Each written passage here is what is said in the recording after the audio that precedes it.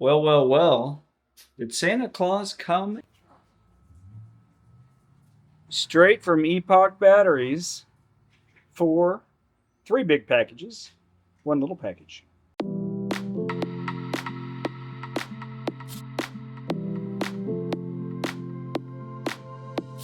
Let's unbox one of these beasts.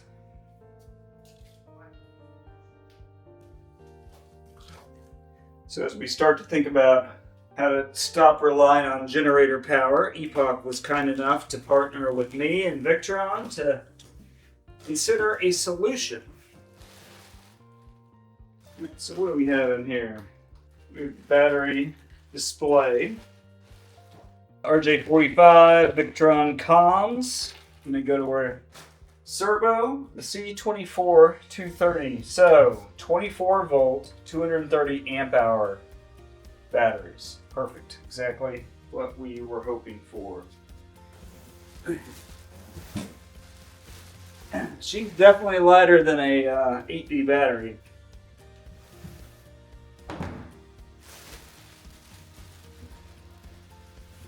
And notice in our accessory box we have our rail mount systems, or our floor mount systems. But this is what's so cool about these. So I think there's a lot of decent lithium solutions for boats these days, but it's the comms and the battery management system. So, I mean, not only does it save me some Victron hardware, very, very intelligent solution. I don't think I've ever called the battery sexy before, but that's pretty sexy. We got three of these.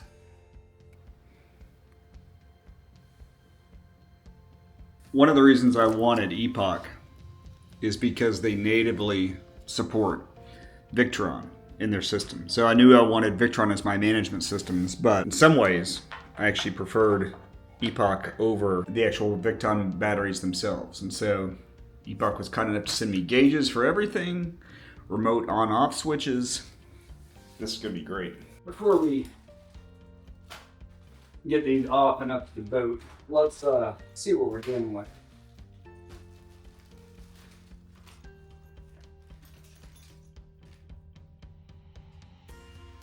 All right, so they sent a gauge and a gauge mounts. I'm just kind of curious what we have in this wiring harness. So our master battery, they call them master slaves, right? So one's the controller and the other slave off of that. It's pretty interesting. Debug, meter, Victron, and then I guess that's a Deutsch connector. This would plug into this battery. Nice waterproof terminals. So that is one of the two long cables. I mean, we're gonna plug this into the servo and our open source work. Okay, so that is this guy.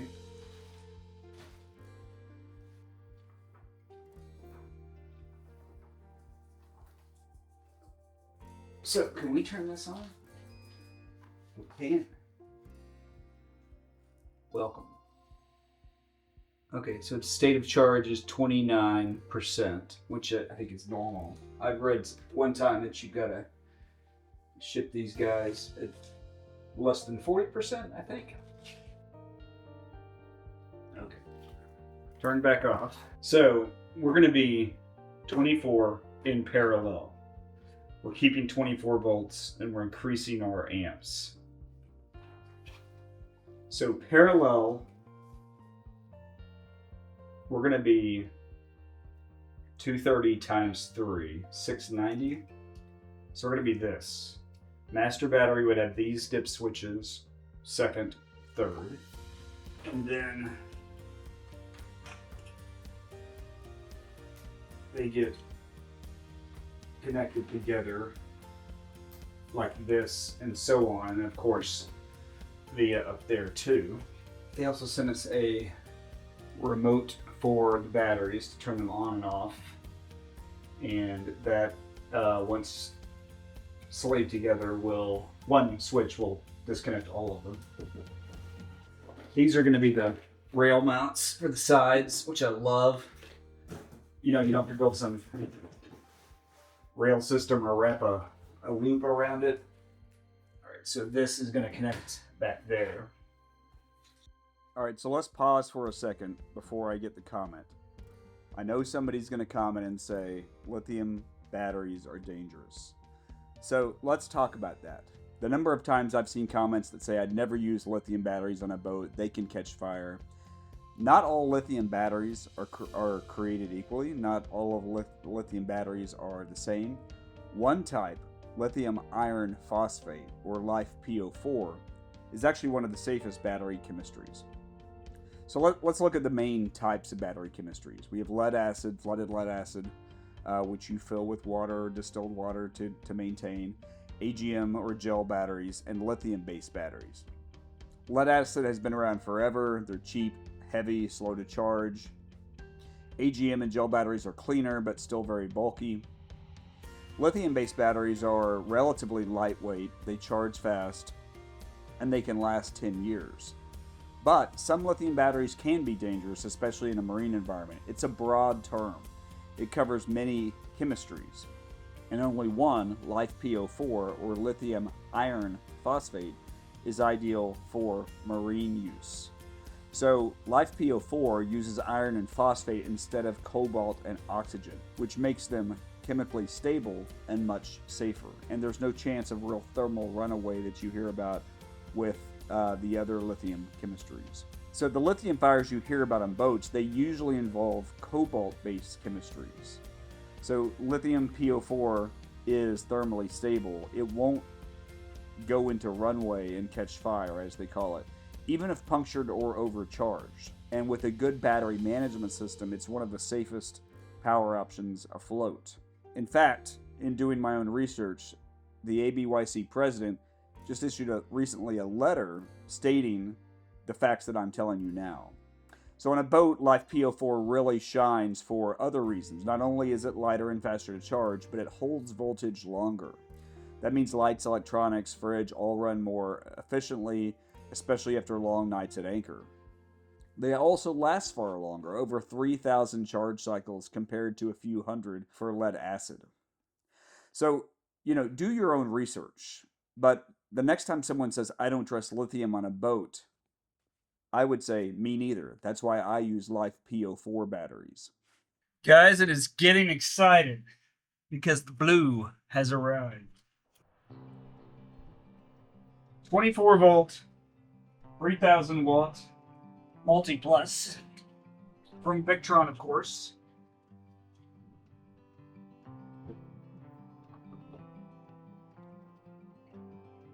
That's sexy. Sure, some of you want to see bikinis on this boat, which you might, but that is sexy.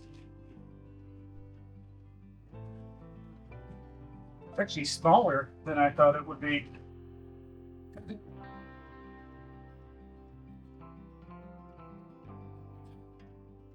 Let's take a look here. Yeah, depth-wise, it is not as deep as I thought. Let's see what we got so we can get ready to put this thing in. So it uses a French cleat.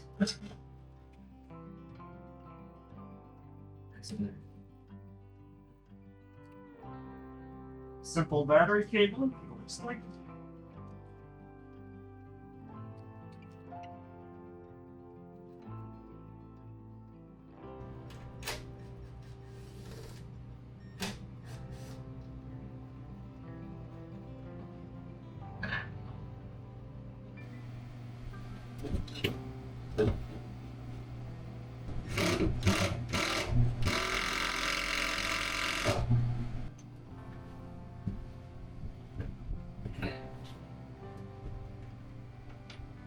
Right. This is where we throw it the bag for the week.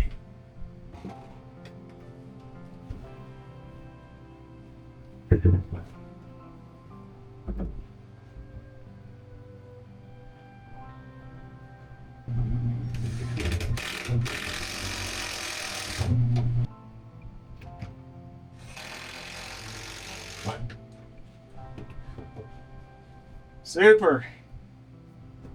That's exciting. Very, very exciting. There'll be a wall here. So it's not quite going to get its 4 inches on that side, but it's going to have it on all other sides. I could put a vent fan or something over there if I need to, too.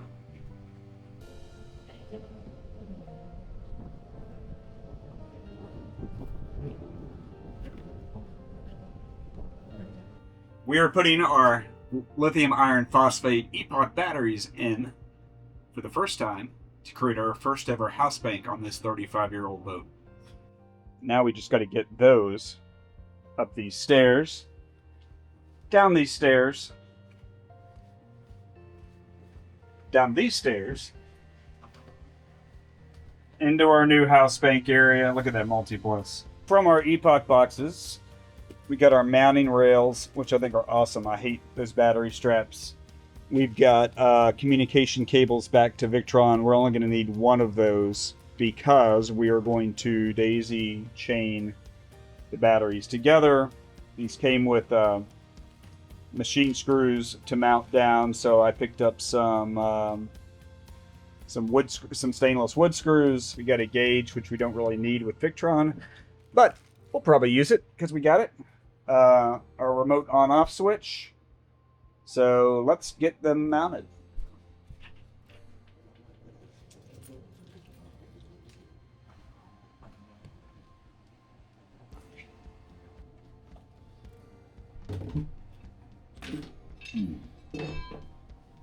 So we have two sizes of screws here. The shorter ones are going to attach the rails, the side rails.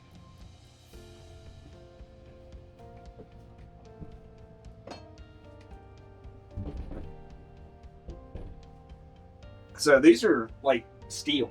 I'm not a fan of those battery straps. They just, such an expensive piece of equipment, and you're relying on that little tiny strap. Ignore the coolant.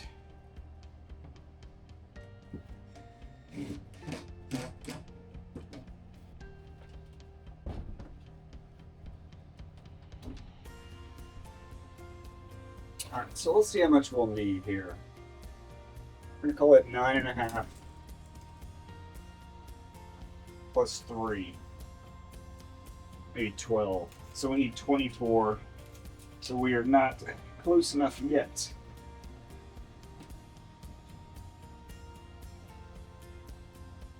Let's roughly get that square.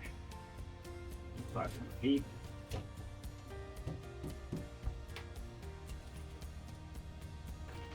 This first one's gonna be tricky because I gotta get back on that back side.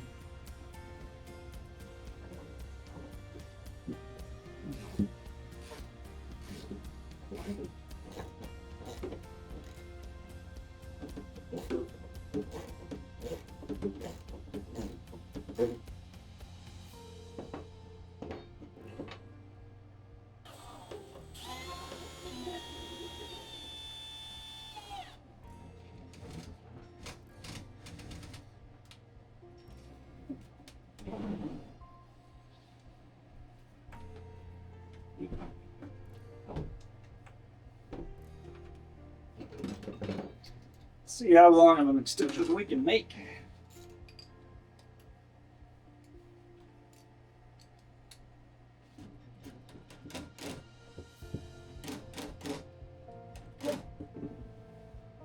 All right, we're getting the whole system together. That's the wrong way.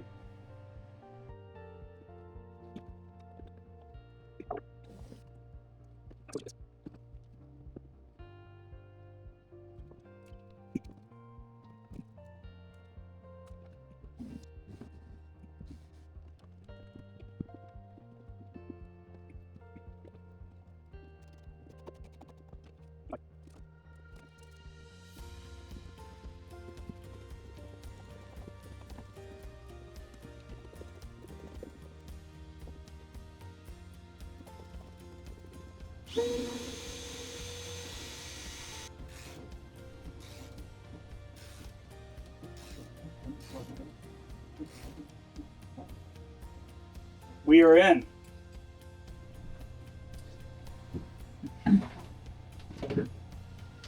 Once again, we are using our manual. A rarity, I know. Before we wire these up, I want to make sure they're the same state of charge and voltage. The manual doesn't actually say that, but I believe that's probably a good idea. All right, we're going to set our dip switches. So we're keeping 24 volts, but we're multiplying amp hours. So we're going to use this one right here. And I am upside down, so this is what the dip switches will look like when we're done.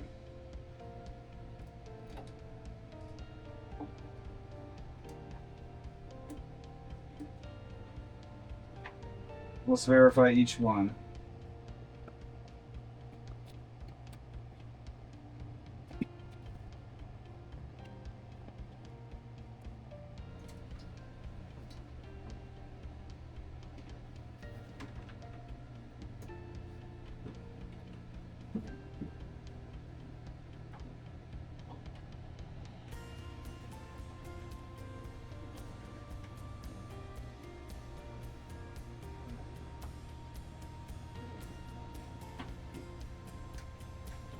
Switch is on, meter is on. They ship at about 40%.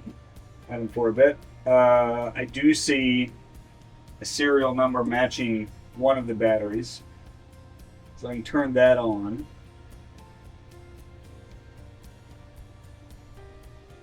Look at that. Detects it in parallel. The batteries are all roughly the same voltage, within a percentage. I think we're in business.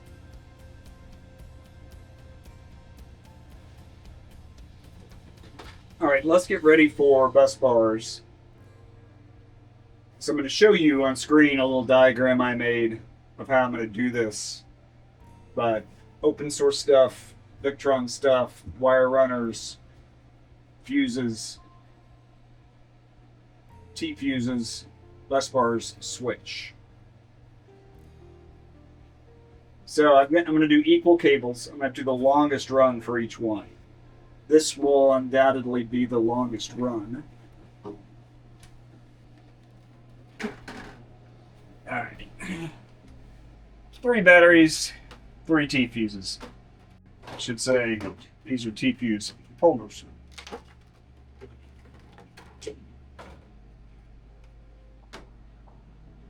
This will add a little perfection in here, right?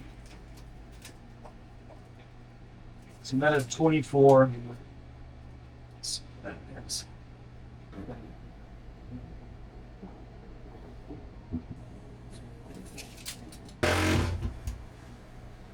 Into the top, to space.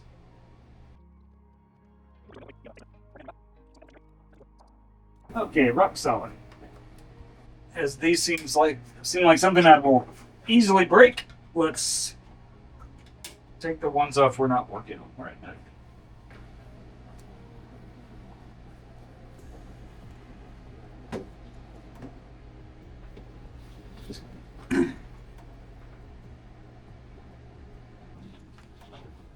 What else are we gonna have? So we'll have our on-off switch, and we'll have our positive and negative bus bar.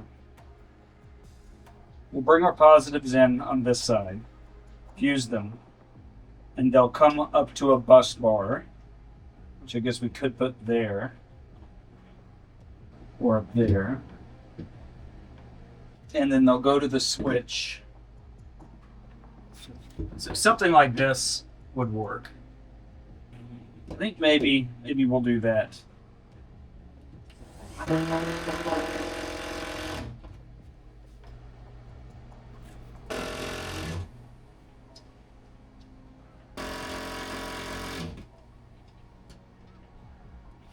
So something like this.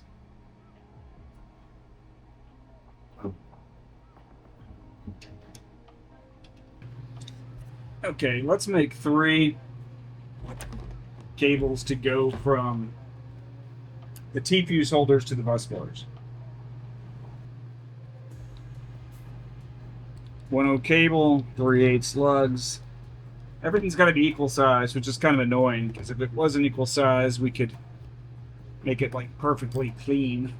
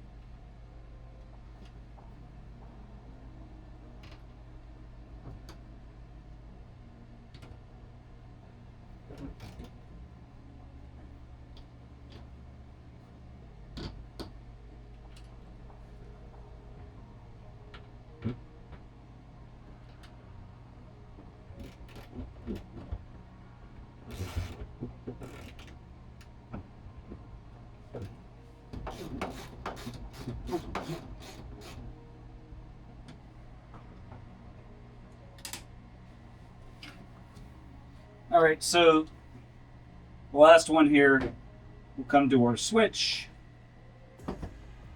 and then we'll route it back to the multi-plus.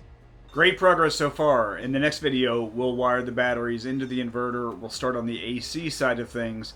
We'll move our, what we're going to call our house buffer battery, into the same area, and we'll start to connect the stuff that some of you watched on the very first videos from me, our open source boating project.